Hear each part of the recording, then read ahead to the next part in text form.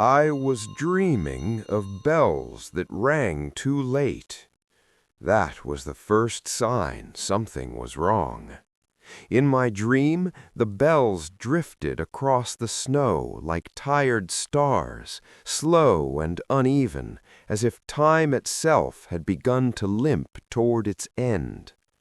I lay in my stable, wrapped in old straw and colder memories, my breath fogging the dark. New Year's Eve always carried a strange weight in the north, a silence so deep it felt like the world was holding its breath, afraid to step into the next moment. I remember thinking, even in sleep, this night is heavier than it should be. The snow outside whispered against the wooden walls. Somewhere far away, gears chimed inside the great clock tower, counting down the last hours of the year. I had pulled Santa's sleigh for most of my life, through blizzards that screamed like living things, through starlit skies so beautiful they hurt to remember. That duty had shaped me, hardened me, given me purpose. But now, retired from the long flights, I slept more than I should have, my body slower, my thoughts heavier. Then something moved. A shadow slipped beneath the stable door, thin and trembling, followed by the soft crunch of hurried footsteps. I opened my eyes just as a hand grabbed my antler. "Rudolph!" a voice hissed, sharp with fear. "Wake up, please! You have to wake up!" My heart slammed against my ribs. I lurched to my hooves, straw scattering, muscles protesting. In the dim lantern light stood an elf, young, pale, his green coat dusted with snow, his eyes far too old for his face. "What is it?" I asked, my voice rough from sleep. "Has Santa—" "There's no time," he cut in, glancing over his shoulder as if the darkness itself were listening. "From this moment on, you must guard Santa's sleigh." The words struck me harder than the cold. "Guard it?" I repeated. "Why would—" "Because they're coming," the elf whispered. His hand shook as he gripped my antler tighter. "Evil things, not stories, not shadows, monsters. They're hunting it." Outside, the bells rang again, closer this time, or maybe I imagined it. "The sleigh," the elf went on, his voice breaking, "carries ancient magic, older than Santa, older than the elves, power that can warm the world or break it, and they want it to build a machine meant to end us." I felt the cold sink deeper, past fur and flesh, into memory and fear. "Kill elves," he said softly, "all of us." The lantern flickered. Somewhere in the village, an alarm spell failed with a sound like glass cracking. I had guarded children's dreams for decades. I had raced the dawn itself. But as I stepped out into the snow that night, I understood something terrible. The year was ending, and so was the peace I thought we had earned. The air outside the stable cut sharper than any wind I remembered from the skies. Snow lay untouched across the village, smooth and innocent, as if nothing had ever gone wrong here. The elf, his name, I would later learn, was Tovin, kept close to my side as we moved, his steps quick, uneven, leaving frantic tracks behind us. "Where is Santa?" I asked, lowering my voice, though no one else was near. "Gone," Tovin said. "He left before dusk. The old roots, the old traditions. New Year's still matters to him." He swallowed. "But the sleigh stayed." That alone told me how serious this was. Santa never left the sleigh unguarded, not ever. Even when I flew at his side, even when my nose lit the darkness like a second moon, there were wards, watchers, layers of protection older than most elves alive. As we passed between workshops, I began to feel it, a wrongness pressing against my thoughts. Lamps dimmed as we walked by. Snowdrifts sagged as though something heavy had passed through them without leaving tracks. Somewhere, magic hummed off-key, like a song remembered incorrectly. We reached the hangar at the edge of the village, where the sleigh rested during the long nights. The doors stood open. My chest tightened. Inside, the sleigh waited on its platform, carved runners gleaming faintly with runes I had memorized long ago. I had stood before it countless times, proud, ready, alive with purpose. Now it felt different, not weaker, but exposed, like a heart beating without a rib cage. "You'll stay here," Tovin said, "alone." I looked down at him. "For how long?" His eyes flicked toward the dark beyond the hangar. "As long as it takes." Then he ran. The doors closed behind him with a sound too final for comfort. I stood there, breathing slow, listening. The sleigh's magic brushed against my thoughts, familiar and painful. I remembered the pull of the harness, the weight of responsibility, Santa's hand resting briefly against my neck before each flight. "You are more than your nose," he used to say. That night, I wasn't sure. The first hours passed in near silence. Snow fell. The clock tower rang out the final moments of the year. Somewhere far away, cheers rose and faded, muffled by distance and magic. I did not celebrate. I watched shadows stretch and retract along the walls, counted my breaths, remembered every mistake I had ever made. Just after midnight, something screamed. Not loud, not close, but wrong. It echoed through the hangar like a memory trying to claw its way back into existence. I froze, every muscle locked. The sleigh's runes flickered. One went dark, then another.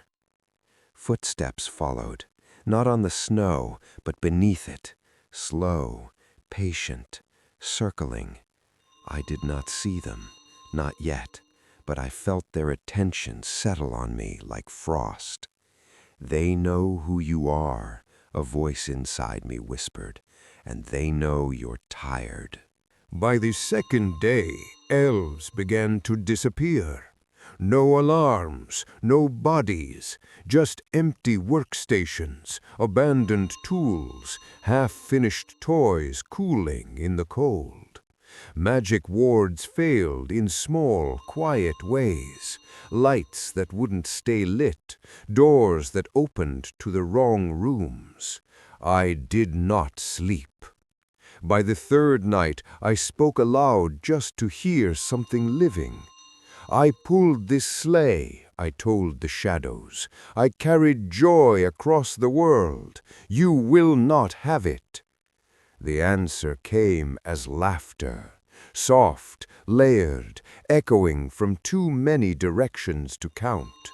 And deep down, beneath the fear and the pride and the memories, something else stirred. Doubt. The third night was when they let me see them. Not fully, not clearly, just enough.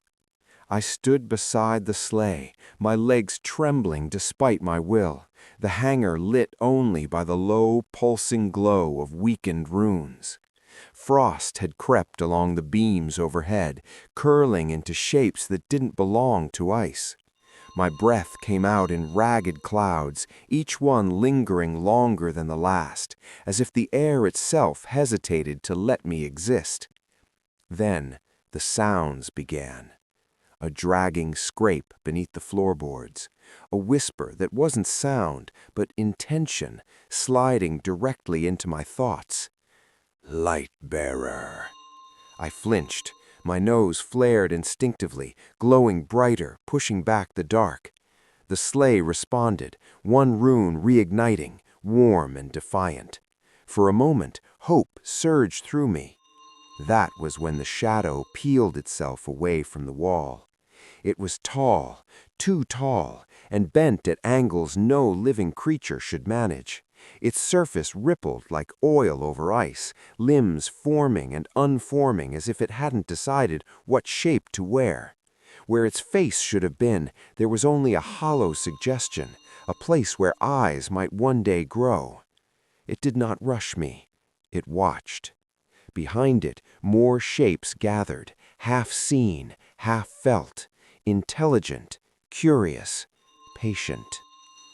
"We know you," the first one said, not with a mouth, but with the memory of voices I trusted. Santa's voice, an elf's laugh, my own thoughts twisted and returned to me. "You pulled the sleigh," it continued. "You were important." Anger flared, sharp and sudden. "I still am," I said, though my voice shook. The creature tilted its head. "Are you?" The question cut deeper than any claw could have. They did not attack that night.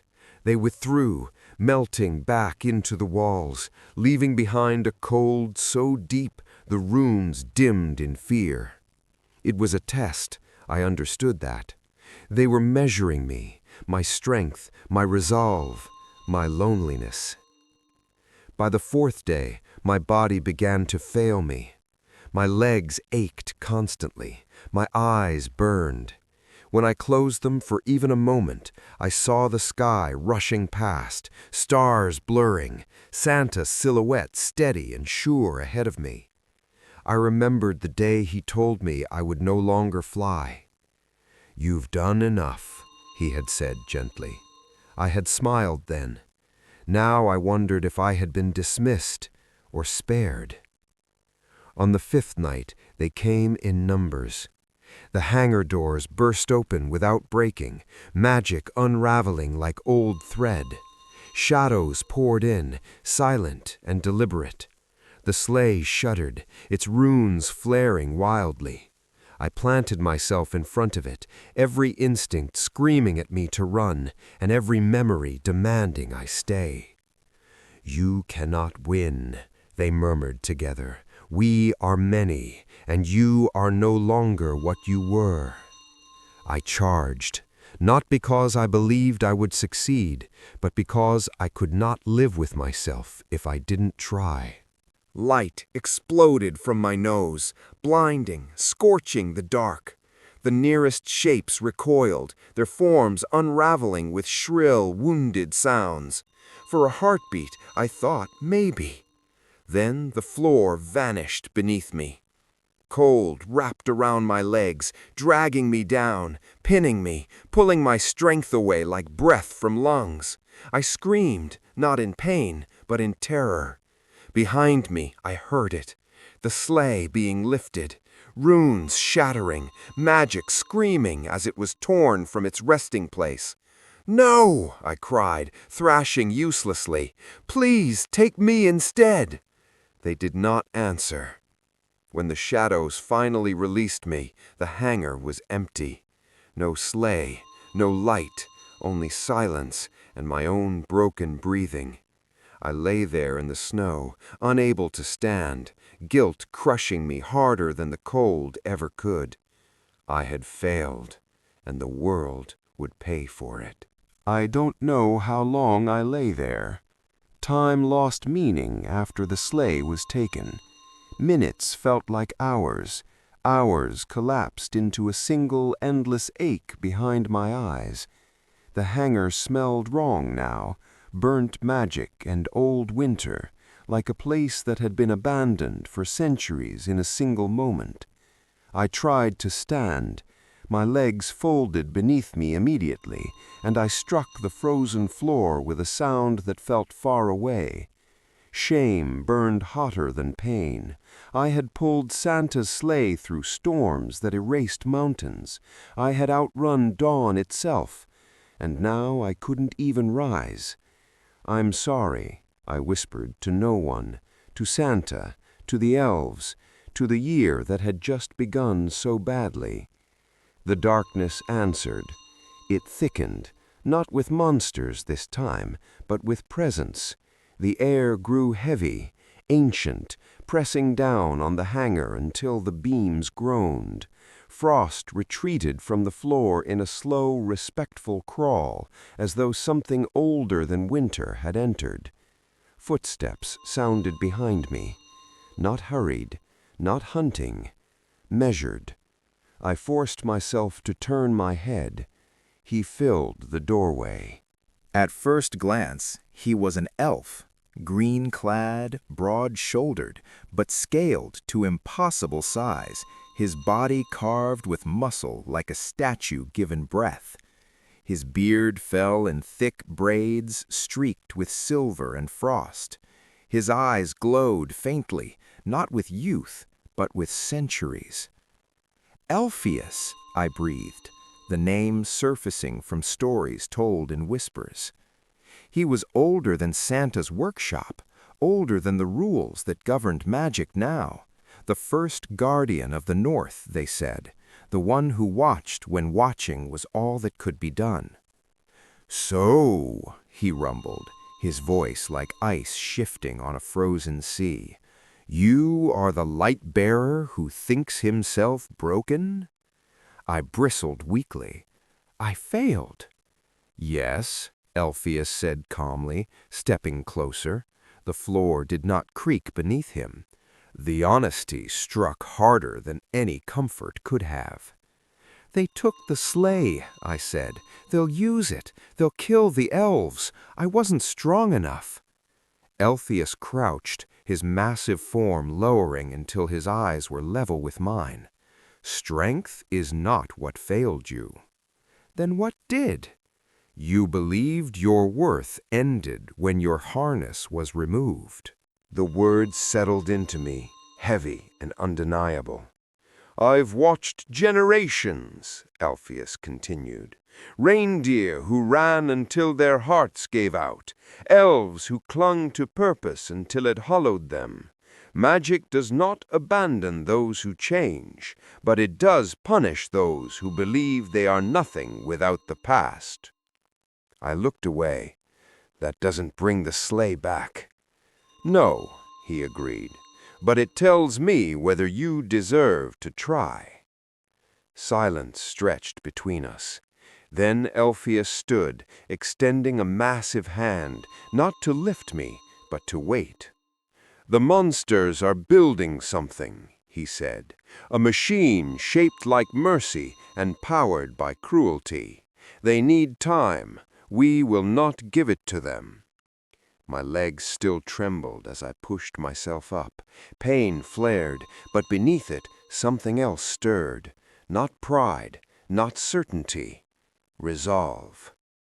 "I will come," I said quietly, "even if I die." Elphius's eyes softened just slightly. "Good. Then you will live." Beyond the hangar, the north groaned as ancient paths awakened, roads of frost and memory, leading into places no living reindeer should walk. We stepped into the dark together. The path Elphius led me onto was not made for hooves.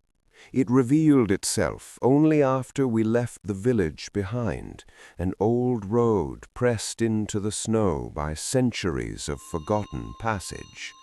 The frost there was darker, denser, as if night itself had learned how to harden. Each step sent a dull ache through my legs, but I welcomed the pain. It reminded me that I was still here, still moving. We traveled without torches. Elphius did not need light, and my nose, once a beacon in the sky, now glowed low and steady, like an ember that refused to die. The north around us changed as we moved deeper into it. Trees twisted into unfamiliar shapes. Snow fell upward in slow spirals, defying gravity, as though drawn toward some unseen wound in the sky. "They are ahead of us," I said, after a long silence. "Yes," Elphius replied, "they are never truly behind anyone." I thought of the sleigh, stripped from its resting place, its magic screaming as it was dragged away. The guilt still gnawed at me, quieter now, but sharper like ice under the skin. "Tell me what they are," I asked, "truly." Elphius paused. When he spoke again, his voice was lower. "They are what happens when magic is starved of purpose. Old constructs, watchers once, they learned to want." The idea unsettled me more than claws or fangs ever could. We reached a valley carved into the earth like a scar. At its center stood something that did not belong, a structure of metal and bone, half grown, half built. The sleigh hovered above it, bound by blackened runes, its light siphoned downward into a vast, humming core. I couldn't breathe. "They're using it as a heart," I whispered. "Yes," Elphius said, "and they are close to finishing." Shadows moved along the valley's edges, dozens of them, maybe more, patient, confident. "I can't fight all of them," I said. Fear crept back in, cold and familiar. Elphius placed a heavy hand against my chest. "You are not here to fight." "Then why am I here?" "Because the sleigh remembers you." Before I could ask what that meant, the ground shuddered. The monsters turned as one, their attention snapping toward us. The air filled with that layered whispering, sharper now, eager.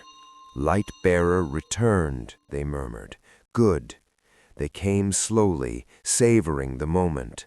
Elphius stepped forward, his form glowing faintly with ancient runes etched into his skin. The first wave of shadows struck him like water against stone, recoiling with shrill, frustrated cries. "Go," he commanded, "to the sleigh." "I can't leave you." "You already failed once by clinging," he growled. "Do not fail again." Something in his voice broke through me. I ran. Each step felt impossible, but I ran anyway, through drifting darkness, through whispers that tried to become memories, through hands that almost caught my legs. My nose flared brighter with every stride, responding to something calling back to me. When I reached the sleigh, I pressed my forehead against its side. "I'm here," I whispered. "I never left you. I just forgot who I was without you." The runes pulsed. The sleigh answered. Harnesses formed, not binding, but welcoming. Light surged through me, not lifting me into the sky, but rooting me to the moment. I turned just as Elphius staggered beneath the weight of the monsters, his glow dimming. This was the choice: run or stand. I stepped between the sleigh and the machine, my light blazing, not as a beacon for flight, but as a promise. "You will not take this year," I said, my voice steady for the first time in days. "You will not take them." The shadows hesitated, and for the first time since New Year's Eve, I felt something close to hope. The valley was deathly silent for one heart-stopping moment. The monsters, for all their cruelty, faltered. They had been expecting me to fail. They had been expecting me to shrink into the shadows or run in search of salvation. But now that the sleigh was once more at my side, glowing with ancient fire, I understood what they had forgotten. The sleigh was not just an object of magic. It was a symbol, a promise, and so was I. I drew in a long, shuddering breath, and for the first time in days, the cold that had settled deep within me felt less like a wound and more like fire. The sleigh's magic surged through me, not just into my nostrils, but into every bone, every muscle. The ancient magic of the north, the very heart of the season, poured through me like wind over snow. "You will not break us," I said again, louder now, my voice no longer trembling but resolute. "Not this time." The creatures that had surrounded Elphius began to shrink back, drawn by the intensity of the light. Their forms shuddered, flickering in and out of focus, like old twisted memories struggling to hold their shape. One by one, they hesitated, then scattered, retreating into the darkness. But I knew it wasn't over. The true battle was not in defeating them, but in reclaiming the power they had stolen. I turned back to the sleigh, my heart racing, and reached for the reins. As I did, the runes on the side of the sleigh flared with bright, molten light. My eyes widened in realization. The sleigh wasn't just calling me back, it was offering me a chance to renew the magic, to reconnect with the ancient force that had once defined my life, that had once flown across skies with joy and wonder. The sleigh wanted me to remember who I was. I closed my eyes for a moment, feeling the weight of everything I had lost, everything I feared I would never regain. Santa, the elves, the North itself, it was all tied to this single moment, to the sleigh, to me. "Elphius," I called out, "help me!" The ancient elf was still standing, though his form swayed with exhaustion. His glowing eyes met mine. "I am with you, light-bearer," he said, quietly, his voice a deep rumble of ancient power. "But you must finish it." I nodded. I understood now. The monsters had stolen more than just the sleigh's magic. They had stolen our hope. They had taken what made us us, and it was time to take it back. The sleigh's light intensified, blinding and pure, and I felt the reins tighten in my grip as if they were alive, pulling me, guiding me. My heart pounded in my chest, not out of fear, but out of the sheer force of will. The monsters were gathering again, their shadows coiling like smoke at the edges of my vision. I didn't turn to face them. I didn't need to. Instead, I focused on the sleigh. I focused on the magic. And I whispered into the night, not as a reindeer, not as a failure, but as a guardian, a light-bearer, a creature of the North. I remember who I am. And the world shifted. The sleigh erupted in a storm of light so pure it could have turned night to day. Magic cascaded from it like a waterfall, crashing outward, pushing the monsters back with the force of centuries. The ground itself trembled as the runes, like forgotten constellations, ignited in every corner of the valley. The shadows shrieked as they were torn apart by the light. And then, with a final burst of power, the sleigh lifted from the ground, its runners cutting through the air with the grace I had once known so well.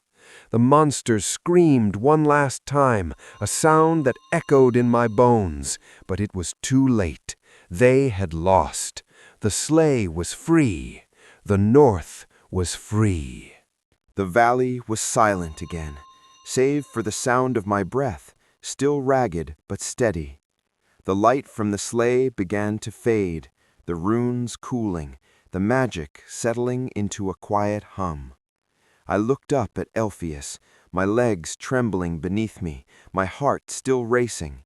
His ancient eyes met mine, a faint smile on his lips. "You did it," he said simply. "You remembered." And for the first time in what felt like forever, I didn't feel like the reindeer who had failed. I didn't feel like the light-bearer who had lost his way. I felt like the one who had returned. The sleigh hovered before me, its magic still alive, its power still mine. I could almost feel Santa's presence in it, the legacy of 1,000 flights, of dreams shared and wishes granted. The North had always been about more than just the sleigh, but it had never been complete without it. And now it was whole again. The monsters were gone, scattered to the winds, their ancient hunger quelled for now. but their absence left a hollow behind, a quiet that was not entirely peaceful. "I don't know what comes next," I said quietly, the weight of everything that had passed pressing against me. "Then," Elphius said, his voice a deep rumble, "you will make it." The air shifted, and for a moment I swore I could hear distant bells, soft, clear, and ringing the first note of a new year. I didn't know what the future held, but I knew I was ready for it. And so, with a deep breath, I lifted my head, the sleigh glowing beneath me, the magic flowing once more, and for the first time in days, I felt light enough to fly. Merry Christmas and a Happy New Year! Ho, ho, ho! If you liked the story, subscribe and like it, and also write a comment about what topic you would like to hear about.